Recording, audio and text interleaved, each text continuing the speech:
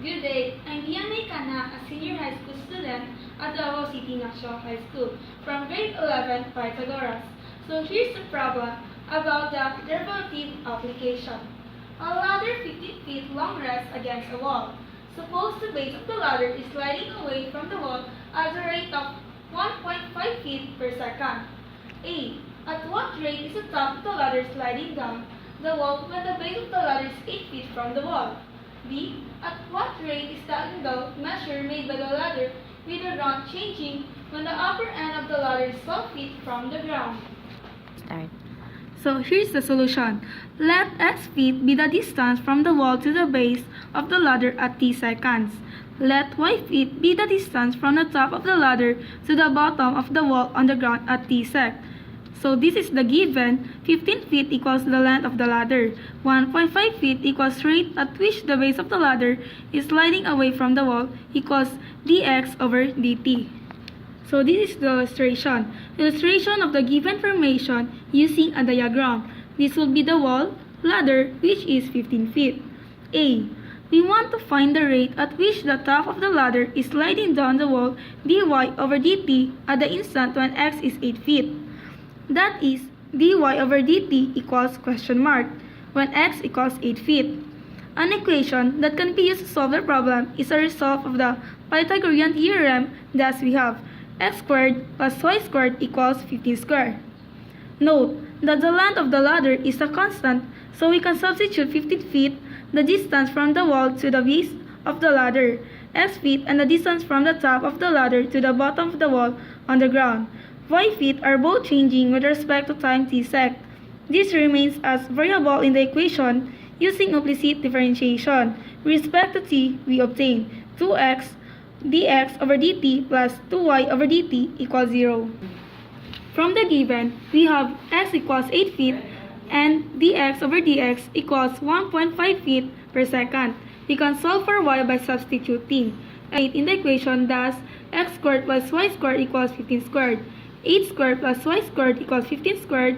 So this is 8 squared becomes 64 plus y squared equals 15 squared becomes 255.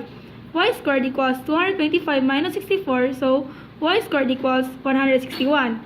Y equals positive negative square root 161 equals 12.69 feet. Thus, we substitute these values in the equation. 2x dx over dt plus 2y dy plus over dt equals 0. 2 times 8 times 1.5 plus 2 times 12.69 dy over dt equals 0. dy over dt equals negative 2 times 8 times 1.5 over 2 times 12.69 equals negative 2.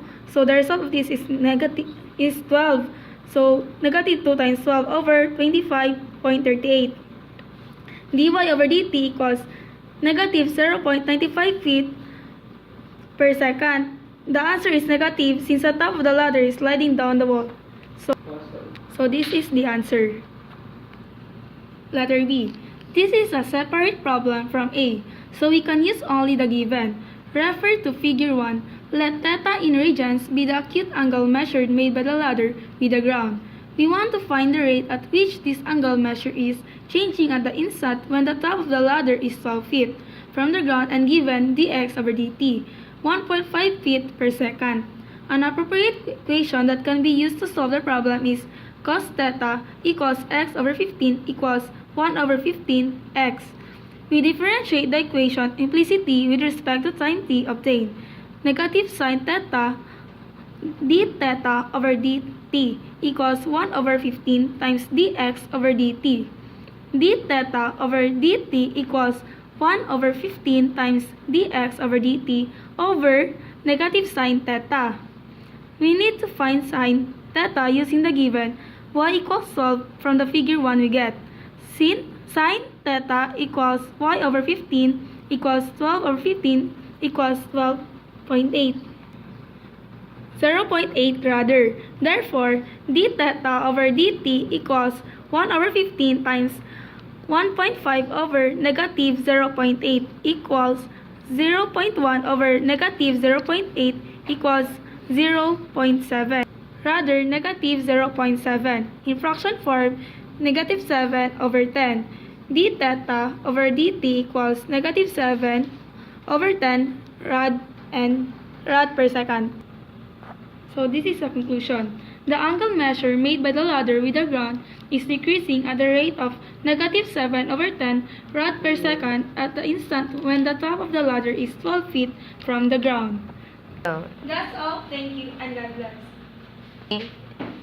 Hope you learned something.